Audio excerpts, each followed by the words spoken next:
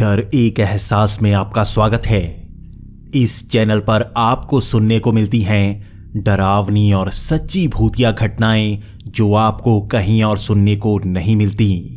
तो अब तक अगर आपने हमारे इस चैनल को सब्सक्राइब नहीं किया है तो अभी कर लें। तो अब बढ़ते हैं हमारी आज की कहानी की ओर। मेरा नाम शर्मन है और मैं यूनाइटेड स्टेट्स में रहता हूं। मैं इस समय अपनी फैमिली के साथ रहता हूं, लेकिन ये जो आपको मैं घटना सुनाने वाला हूं ये 2 से 3 साल पुरानी है। उस समय मैं वेस्ट वर्जीनिया गया हुआ था और वेस्ट वर्जीनिया के एक छोटे से शहर प्रिंसटन में मेरी पढ़ाई चल रही थी। वहां पर मुझे घर ढूंढना था और मेरी पापा से ज़्यादा बनती नहीं थी। मुझे ज़्यादा पॉकेट मनी नहीं मिलती, इसलिए मुझे खुद ही काम करना पड़ता और पढ़ना भी पड़ता। प्रिंसटन में पहले तो मेरे पास बहुत ही छोटा सा कमरा था जिसमें मेरा सामान भी पूरी तरह से नहीं आता था, लेकिन धीरे धीरे मेरे पास पैसे आने लगे थे। मैं अब एक अच्छा कमरा लेना चाहता था और मेरी सोच थी कि अच्छा घर लेने के बाद मैं शायद सेटल हो पाऊं। प्रिंसटन के बाहर मुझे यहाँ पर एक घर मिल ही गया। इस घर का किराया बहुत ही कम था, इसलिए मैंने ज़्यादा सोचा नहीं और एडवांस में 6 महीने का किराया दे दिया। मैं अब इस घर में रहने लगा था और ये बहुत ही अच्छा घर था। मेरे पास अपनी गाड़ी थी, इसलिए मुझे काम पर जाने में ज़रा भी मुश्किल नहीं होती।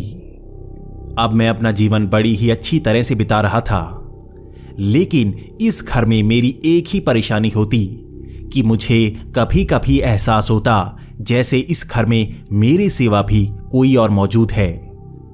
यहाँ पर कभी कभी सामान अपने आप हिलने लगता। कभी कभी जब मैं सुबह उठता तो मेरा सामान एक जगह से दूसरी जगह पर गया हुआ होता।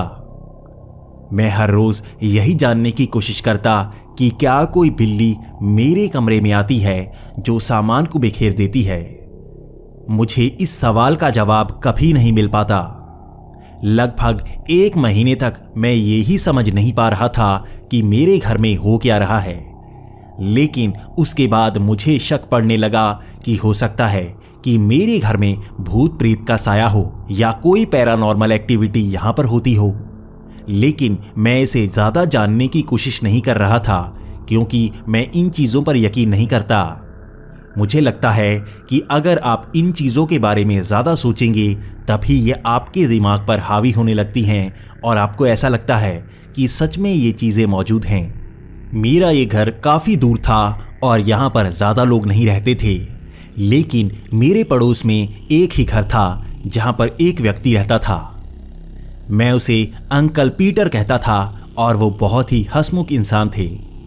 वो हर रोज़ मेरी मदद करते और मेरा जो भी काम होता वो मुझे करके देते। वो एक बहुत ही अच्छे इंसान थे और मेरी उनके साथ बहुत ही बनने लगी थी। वो मेरे घर का ध्यान भी रखते और मेरे घर के आसपास सारा दिन रहते। वो रिटायर हो चुके थे और अब वो काम करना नहीं चाहते थे। वो पहले आर्मी में रह चुके थे और वो पूरी तरह से ट्रेंड थे। यही कारण था कि मुझे यहाँ पर बिल्कुल भी डर नहीं लगता। मैं यही सोचता कि मेरे पड़ोसी अंकल पीटर हैं और अगर मुझे कोई परेशानी हुई तो अंकल पीटर मेरी मदद कर सकते हैं। वैसे भी अंकल पीटर एक हट्टे कट्टे इंसान थे, लेकिन उनके चेहरे पर मुस्कान हर वक्त रहती। मैं यही सोचता कि इस तरह से आर्मी में रहने के बावजूद उनके चेहरे पर मुस्कान रहती है और वो हर वक्त हंसते ही रहते हैं। वो कभी गुस्से वाली बात करते ही नहीं। इससे पहले मैं जितने भी आर्मी वाले लोगों से मिला था वो सब गुस्से वाले होते हैं और ज़्यादा डिसिप्लिन्ड होते हैं, लेकिन अंकल पीटर बड़े ही शांत थे। वो किसी गलती पर गुस्सा नहीं करते और वो मुझसे ज़्यादातर अच्छी तरह से बात करते। इसी तरह 1 महीना निकल चुका था और मुझे यहाँ पर अच्छा लगने लगा था। मुझे परेशानी सिर्फ अपने घर से थी कि मुझे कभी कभी लगता कि यहाँ पर या तो कोई ना कोई आता है या किसी तरह से मेरा सामान अपने आप हिलता है। जब मैंने कई लोगों से पता करने की कोशिश की तब मुझे पता लगा कि मेरा ये घर हॉन्टेड है। लोग कहते हैं कि यहाँ पर भूत प्रेत का साया है और इससे पहले भी जो लोग यहाँ रहे वो यही कहते रहे कि यहाँ पर सामान अपने आप हिलता है और किसी न किसी के होने का आभास होता है। ये चीज ने अब मुझे डरा दिया था, लेकिन जब मैंने इस बारे में अंकल पीटर से बात की तो अंकल पीटर हंसने लगे। अंकल पीटर कहते कि यहाँ के लोग बिल्कुल अनपढ़ हैं, इनकी बातों का यकीन मत करना। भूत प्रेत कुछ नहीं होते, मरने के बाद लोग मर जाते हैं, बचते नहीं। ऐसे आधे बचे हुए लोग कोई नहीं होते, इसलिए डरने की जरूरत नहीं। मैं तुम्हारे साथ हूं। अगर रात को भी कभी मेरी जरूरत पड़े तो मुझे एक बार फोन कर देना या मेरे घर पर चले आना। मैं अंकल पीटर की इन बातों से बहुत ही जोश में आ चुका था और अब मैं सोचता कि सच में ही मेरा भ्रम होगा और मैं इन लोगों की तरह बात क्यों कर रहा हूं। ये लोग हैं ही ऐसे जो बहुत ज्यादा डरते हैं और वो ऐसी बातें करके मुझे भी डरा रहे हैं। लेकिन धीरे धीरे मेरा डर बढ़ता जा रहा था, क्योंकि मेरे घर में बड़ी ही अजीब सी चीजें होती। अब मेरा सामान ज्यादातर बाहर मिलता। मैं यही सोचता रहता कि घर के दरवाजे बंद हैं तो मेरा सामान घर से बाहर कैसे चला जाता है। मेरा सामान घर के बाहर होता, जैसे कोई मुझे घर से बाहर निकालना चाहता है। मैं शुरू में तो नहीं डर रहा था, लेकिन मेरे मन में यही ख्याल था कि अगर ये घर सच में हॉन्टेड है तो वो आत्मा मुझे नुकसान भी पहुंचा सकती है। अब तक तो मेरे साथ ऐसा कुछ नहीं हुआ था जिसे मैं बुरा एहसास कह सकूं। सिर्फ मेरा सामान ही इस तरह से बिखरा होता या बाहर होता, उसके सिवा मुझे किसी तरह का कोई नुकसान नहीं हो रहा था। लेकिन ये धीरे धीरे बढ़ता जा रहा था। मेरा सामान घर से बाहर होता और अब तो ज्यादा से ज्यादा संख्या में मेरा सामान बाहर होता। मैं एक बात तो समझ गया था, या तो ये आत्मा है या कोई इंसान, वो मुझे यहां पर रहने नहीं देना चाहता। इस बात को मैंने मन में बिठा लिया था कि मुझे घर से बाहर निकालने की कोशिश हो रही है। वैसे भी इस इलाके में इतना सस्ता घर किसी को नहीं मिलता। पहले मैं सोच रहा था कि ये कोई इंसान हो सकता है जो मुझे मेरे घर से बाहर निकालना चाहता है। तो मैंने अंकल पीटर से कहा कि आप भी मेरे घर का ध्यान रखिए। अगर आते वक्त आपको कोई इंसान मेरे आसपास दिखे तो मुझे जरूर बताना।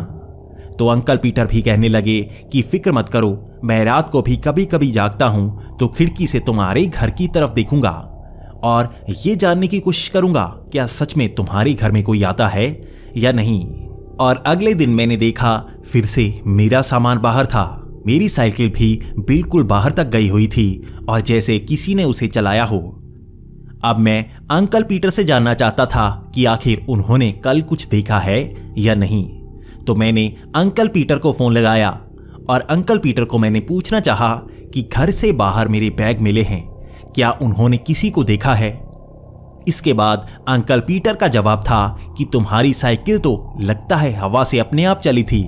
मैंने खुद देखा वो अपने आप चल रही थी, लेकिन तुम्हारे बैग किसी ने नहीं रखे, बल्कि मैंने खुद देखा तुम खुद आए थे रात को बैग बाहर रखने। ये बात ने मुझे हिलाकर रख दिया था।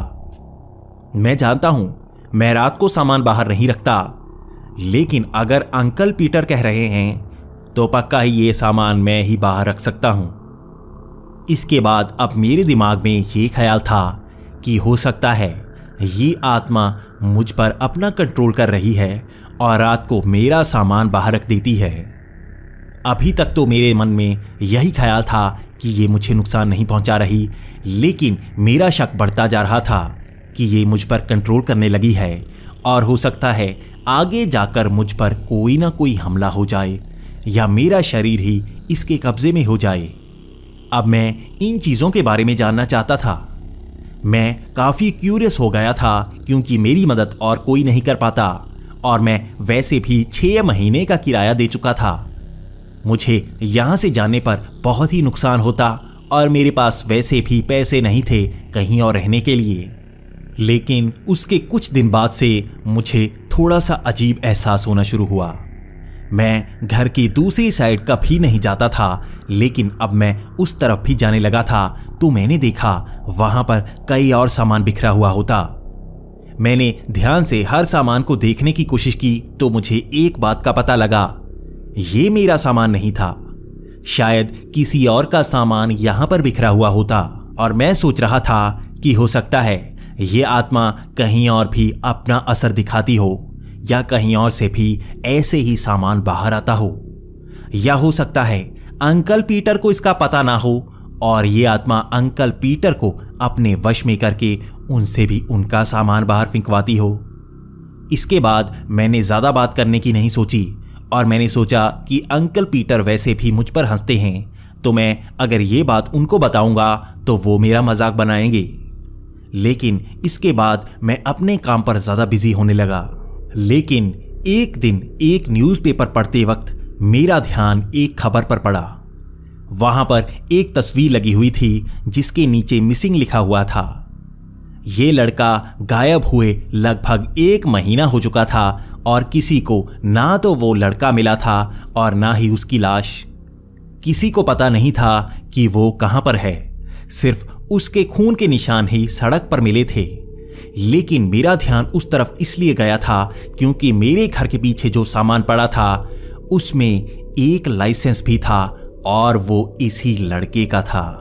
मैं थोड़ा सा डरने लगा था कि हो सकता है ये आत्मा मुझ पर असर नहीं करती, लेकिन ये आत्मा कुछ ना कुछ तो करती हो सकती है।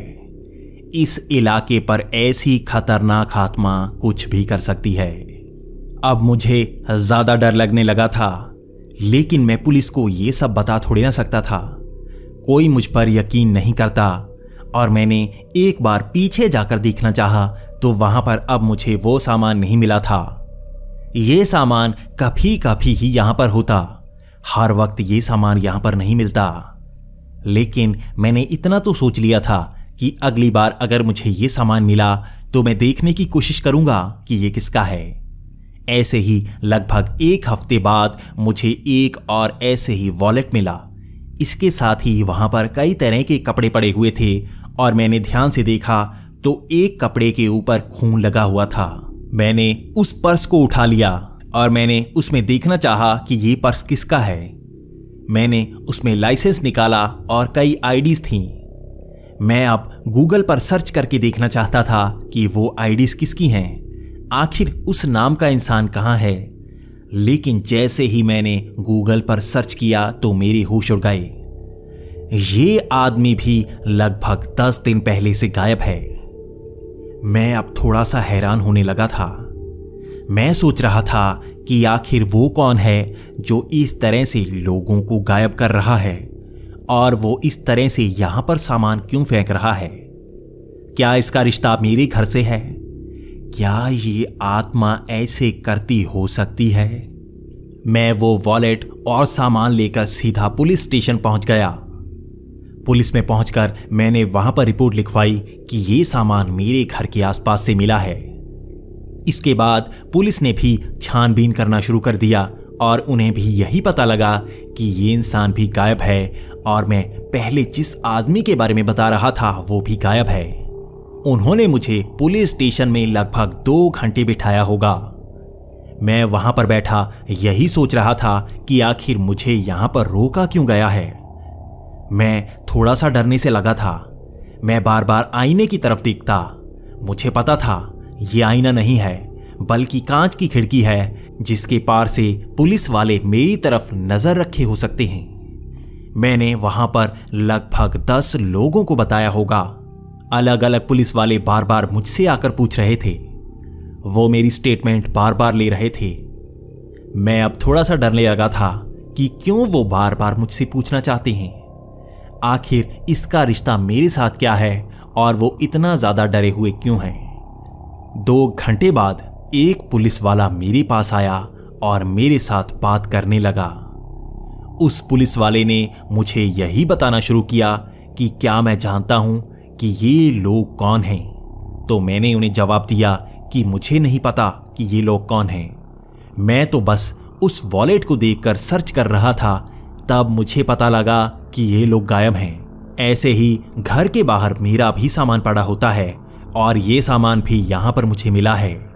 इसके बाद पुलिस ने जो बताना शुरू किया उससे मैं और ज्यादा डरने लगा। पुलिस ने मुझे बताया कि ये लोग यहां से मिसिंग हुए हैं और इनका पता अब तक नहीं लगाया जा पाया है। लगभग पिछले 2 सालों से 40 लोग गायब हो चुके हैं और उनका अब तक पता नहीं लग पाया है। किसी को पता नहीं है वो लोग कहां गए। ना तो वो इस शहर से बाहर गए हैं और ना ही वो भगौड़े हैं। उन लोगों के ऊपर किसी तरह का कोई क्रिमिनल चार्ज नहीं है, फिर भी वो लोग गायब क्यों हो गए? इसमें कई कॉलेज के लड़के हैं तो कई बुजुर्ग इंसान हैं।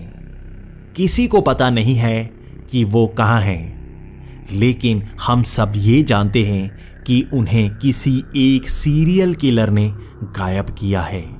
हो सकता है उसने उन्हें मार भी दिया हो और हमें इसके बारे में पता तक नहीं लग पाया। वहां पर सिर्फ एक ही लेटर मिलता है जिस पर लिखा होता है, पकड़ सकते हो तो पकड़ लो। इसके बाद मैं बहुत ज्यादा डर गया था। मुझे लग रहा था कि इसका रिश्ता मेरे साथ हो सकता है। मैं ये सोच रहा था कि कहीं ये आत्मा इंसान पर असर तो नहीं करती, कहीं इसके पीछे वही आत्मा तो नहीं जो मेरे घर के अंदर है।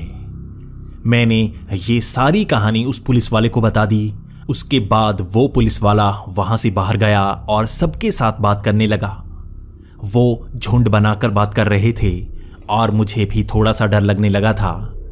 वो अब बार बार मेरे साथ आकर यही शेयर करते कि क्या तुम्हें यकीन है कि तुम्हारे घर में आत्मा है और वो ऐसा कर सकती है, और मैं उन्हें यही कहता कि हाँ, मेरे घर में अपने आप सामान हिलता है और वहां पर मुझे डर लगता है। मुझे अब पूरा यकीन था कि ये सब वही आत्मा कर रही है, लेकिन मुझे इन सबको यकीन दिलाना था।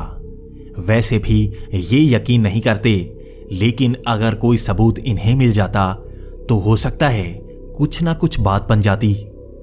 उसके बाद शाम के वक्त वो पुलिस वाले मेरे घर में तलाशी लेने के लिए आए। उन्होंने मेरे घर की तलाशी हर तरफ से ली। उन्होंने हर जगह देखने की कोशिश की। उसके बाद तक उन्हें कुछ नहीं मिला। उन्होंने मेरे घर के आसपास भी देखने की कोशिश की। वहां पर उन्हें कोई सामान नहीं मिला, लेकिन उन्होंने मुझे अपना नंबर दे दिया था। उन्होंने कहा था कि इसके बाद भी अगर तुम्हें कोई सामान मिले तो हमें जरूर बताना। अब मुझे डर लगने लगा था, क्योंकि अगर वो आत्मा 40 लोगों को मार सकती है तो मैं उसके लिए कुछ भी नहीं, वो मुझे भी मार सकती है। रात के वक्त मैंने अंकल पीटर को फोन लगाया। घर के बाहर मैं अंकल पीटर के साथ मिला और मैंने उन्हें सब कुछ बता दिया। इसके बाद अंकल पीटर मुझ पर गुस्सा हो रहे थे। अंकल पीटर कह रहे थे कि तुम अपने आप को फंसा लोगे। उन्होंने कहा कि इससे पहले भी मैंने ऐसे कई लोग देखे हैं जो यहां पर आत्मा होने की बात करते थे, लेकिन यकीन करो, कभी भी पुलिस वालों को आत्मा होने पर यकीन नहीं होगा। आखिर तुम कैसे यकीन दिला पाओगे कि यहां पर आत्मा है और वो ये सामान बाहर फेंकती है? तुम्हें नहीं पता कि पुलिस वाले तुम पर शक कर रहे होंगे। उनको लगता होगा कि तुमने इनको मारा है और आत्मा का नाम लेकर बचने की कोशिश कर रहे हो। इसके बाद अंकल पीटर ने कहा कि इस माजरे से जितनी जल्दी बाहर हो सकते हो जाओ। इसके बाद कोई अगर तुम्हें सामान मिले भी तो उन पुलिस वालों को मत देना। कहीं तुम फंस गए तो बहुत बुरे फंसोगे। वो कोई ना कोई कड़ी तो तुम्हारे साथ जोड़ देंगे। मैं आर्मी में रह चुका हूं, मुझे पता है पुलिस वाले कैसे काम करते हैं। अगर उन्हें कोई सबूत नहीं मिला तो सारा का सारा इल्जाम तुम पर मढ़ दिया जाएगा। अगर तुम्हारी जबान पर यह शब्द आ गए कि वो आत्मा तुम पर कंट्रोल करती है तो तुम नहीं बच पाओगे। वो तुम्हें पागल कहकर इन सारे सीरियल किलिंग का इल्जाम तुम ही पर डाल देंगे और तुम्हें उम्र कैद हो जाएगी। इससे जितनी जल्दी बाहर आ सकते हो बाहर आ जाओ। इतना कहकर अंकल पीटर वहां से चले गए और ये बातें सुनकर मेरा दिमाग भी चल रहा था। मैं भी सोच रहा था कि अंकल पीटर बहुत पते की बात बताकर गए हैं। सच में ही अगर उन्हें कोई सबूत नहीं मिला तो उनका शक तो मुझ पर ही जाएगा, क्योंकि मेरा मानना है कि वो आत्मा मेरे ही घर में रहती है, तो सबसे पहला शक जाएगा भी मुझ पर ही। वैसे भी मैं यहां पर बहुत ही कम समय के लिए आया हूं। इससे पहले 40 मौतों के लिए मैं जिम्मेदार नहीं हो सकता, लेकिन हो सकता है वो आत्मा यहां पर रहने वाले के शरीर पर कंट्रोल करके उससे ये सब करवाती हो। अगर ऐसा है भी तो मुझ पर ही सारे कत्ल का इल्जाम मढ़ दिया जाएगा। और अब मैं सोच रहा था कि इससे बचना कैसे होगा, तो मुझे अंकल पीटर की वही बात याद आई। अगर मुझे कोई सामान मिलता भी है तो मैं उसे उठाऊंगा नहीं, और अगर मैं 6 महीने यहां पर पूरे कर लूं उसके बाद मुझे यहां से निकलना होगा।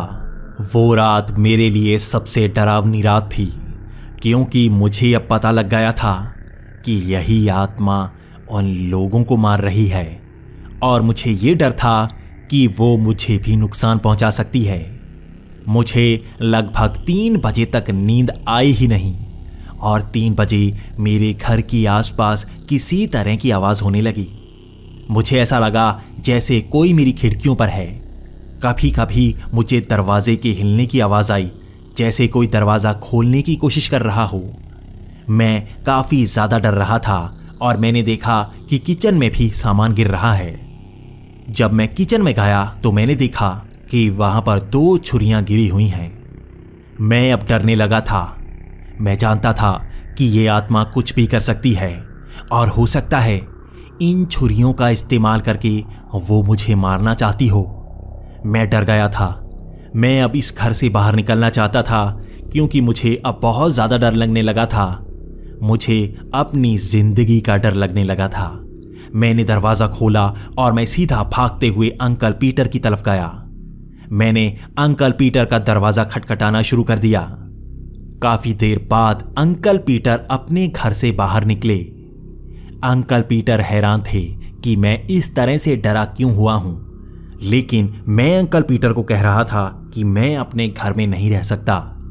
लेकिन अंकल पीटर मुझे समझा रहे थे कि तुम्हें डरने की ज़रूरत नहीं है, ऐसे डरो मत, मैं तुम्हारे साथ हूं, मैं तुम्हारे साथ तुम्हारे घर में आ जाता हूं।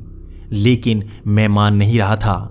मेरा मानना था कि अगर मैं अपने घर में गया तो आज की रात मेरी आखिरी रात हो सकती है। मैं बहुत ज़्यादा डरा हुआ था, इसलिए मैंने अंकल पीटर का हाथ हटाया और मैं सीधा उनके घर के अंदर चला गया। मैं उनके घर के अंदर जाकर सीधा सोफे पर बैठ गया, और अंकल पीटर दरवाजे पर खड़ा होकर मुझे ऐसे ही देखते जा रहे थे। वो जैसे वहां पर सन्न हुए खड़े थे, और उसके बाद उन्होंने अपने दरवाजे की कुंडी लगाई और किचन की तरफ चल पड़े। मैं यहां सोफे पर बैठकर काफी अच्छा महसूस कर रहा था। मुझे काफी अच्छा लग रहा था कि आज मैं यहीं पर रात बिताने वाला हूं, और वैसे भी अंकल पीटर के साथ मुझे डरने की ज्यादा जरूरत नहीं है।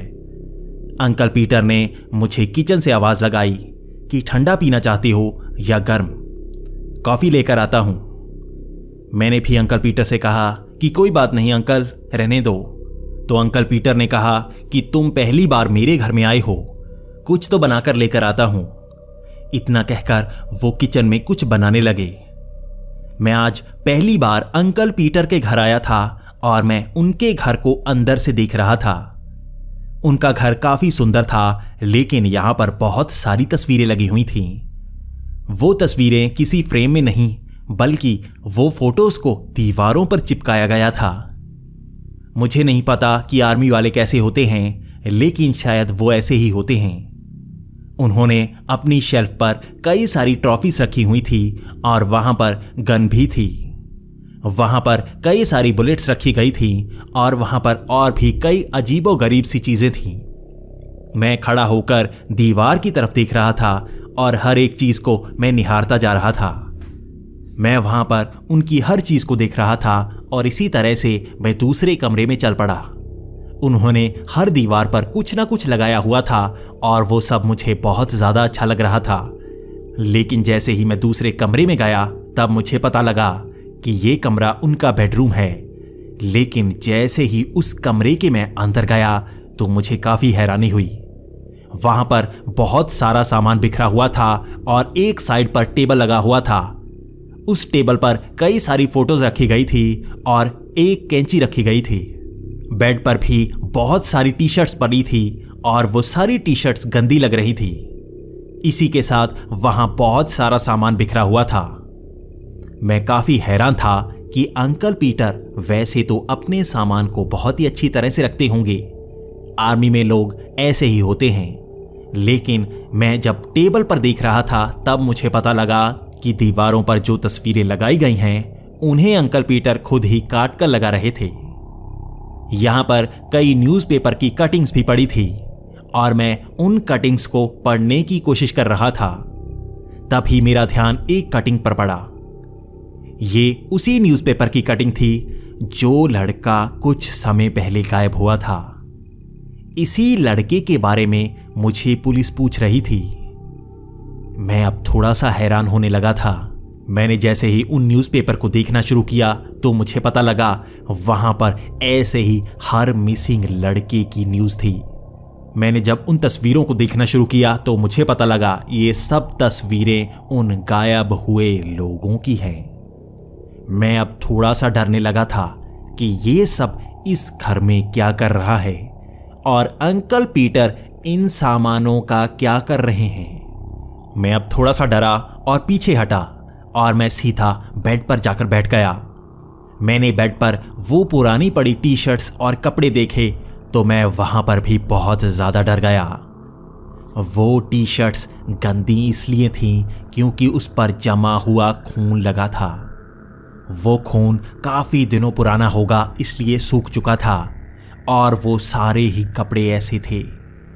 मेरा ध्यान जब एक तरफ पड़ा तो वहां पर कई सारी छुरियां और हथियार पड़े थे। वो सारे हथियार बहुत ही गंदे थे, जैसे उनसे कुछ न कुछ काटा गया हो। और मेरे दिमाग में ये ख्याल आया कि कहीं इन्हें ही कत्ल के लिए इस्तेमाल तो नहीं किया गया। तब मेरे दिमाग में ये ख्याल आया कि उन लोगों को गायब करने के पीछे अंकल पीटर का हाथ भी हो सकता है। आखिर एक लंबा चौड़ा इंसान ही किसी दूसरे को वहां से गायब कर सकता है जिसका किसी को पता नहीं लग पाता। आर्मी में अंकल पीटर बहुत ही ट्रेंड थे, इसीलिए वही ऐसा कर सकते हैं। उनको हर ट्रिक की जानकारी है जिससे पुलिस वालों से बचा जा सकता है। कहीं अंकल पीटर ही वो कातिल तो नहीं जिनसे पूरा का पूरा शहर परेशान है। अब मुझे और ज्यादा डर लग रहा था। मुझे लग रहा था कि मुझे इस घर से भी बाहर निकलना होगा। मैं जल्दी से छुपते छुपाते हुए दरवाजे की तरफ बढ़ रहा था और मेरा ध्यान एक साइड पर पड़ा। वहां पर अंकल पीटर खड़े थे और उनके हाथ में एक बेसबॉल का बैट था। मैं जानता था कि अंकल पीटर मुझे रोकने की कोशिश जरूर करेंगे, लेकिन मेरे हाथ में एक कुर्सी आई और मैं उस कुर्सी को अंकल पीटर की तरफ फेंककर दरवाजे को खोलने की कोशिश करने लगा। यह दरवाजा मुझसे खुल नहीं रहा था तो मैं दोबारा बेडरूम की तरफ भागा। अंकल पीटर ने पक्का ही दरवाजा लॉक किया होगा। मैं वहां से भागकर जैसे ही खिड़की के पास गया तो खिड़की बड़ी ही आसानी से खुल गई। शायद अंकल पीटर ने यह अंदाजा नहीं लगाया होगा कि मैं खिड़की से भाग सकता हूं, लेकिन मैं खिड़की से बाहर जैसे ही कूदा तो अंकल पीटर भी मेरे पास आने लगे। मैं सीधा भागते हुए अपने घर के अंदर चला गया और मैंने वहां पर कुंडी लगा ली। अब मुझे यह डर था कि इस घर से भागकर तो मैं अंकल पीटर के पास गया था, अब यहां से बचना है या अंकल पीटर से, मुझे कुछ समझ नहीं आ रही थी। और ऐसे ही मैंने घर के अंदर से पुलिस को कॉल लगा दी। मैंने लगभग 1 मिनट के अंदर ही ये सब किया था और मैंने देखा कि अंकल पीटर ने एक खिड़की को तोड़ा और वो मेरे घर के अंदर आ गए थे।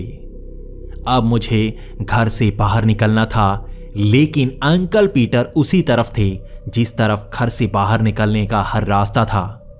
अब मेरे पीछे ना तो कोई खिड़की थी और ना ही कोई दरवाजा। अब मुझे अंकल पीटर से तब तक बचना था जब तक पुलिस नहीं आ जाती। मैं यहां से बचते हुए किचन की तरफ गया, लेकिन अंकल पीटर बिल्कुल मेरे सामने खड़े हो गए थे। मेरे हाथ में कुछ नहीं था, लेकिन तभी मैंने देखा कि एक शेल्फ से एक छुरी अपने आप नीचे गिर गई। मेरा ध्यान उस छुरी पर पड़ा और मैंने हाथ में वो छुरी पकड़ ली।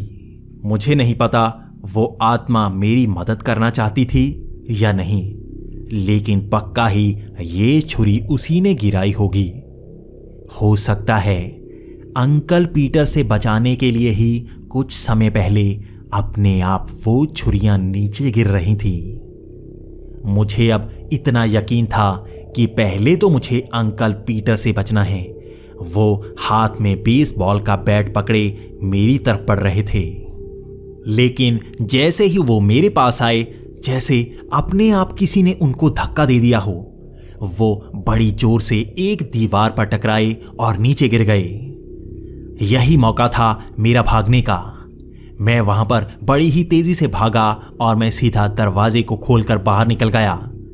अब मैं बिना रुके भागता जा रहा था और मैं वहां से लगभग 15 मिनट भागा होऊंगा और मेरे सामने पुलिस की वैन आ गई। मैंने पुलिस को रुककर सब बात बता दी और मैंने कहा कि अंकल पीटर मेरे घर में ही थे और वो अब वहां से भी भाग चुके होंगे। इसके बाद मैंने उनको कहा कि अंकल पीटर आसपास होंगे, उनको पकड़ने की कोशिश करिए।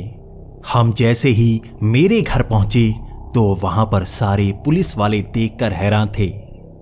अंकल पीटर अब तक मेरे घर के अंदर ही फंसे हुए थे। वो कभी किसी दीवार पर मारने की कोशिश करते तो कभी किसी दरवाजे पर।